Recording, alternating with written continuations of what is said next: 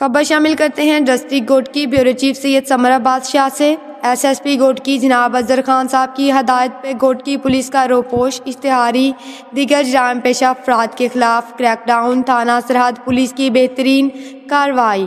اغوا کے کیس میں اشتہاری ملزم گرفتار۔ تھانہ سرحد پولیس نے دوران گشت خفیہ اطلاع پہ کارروائی کرتے ہوئے نژد گوٹ حسیجہ مہر سے کرائم نمبر 29/2019 دفعہ 452 382 457 365 بی تے پے تھانہ بلیو میرپور کے کیس میں اشتہاری ملزم عبدالوہاب ولد اللہ وسایہ پٹھان سکنہ گوٹ ملوک والی تلکہ گوٹکی کو گرفتار کر لیا۔ یاد رہے گرفتار ملزم عبدالوہاب پٹھان نے مورہا 16/9/2019 کو مسمات رابعہ بھٹو کو اغوا کیا تھا۔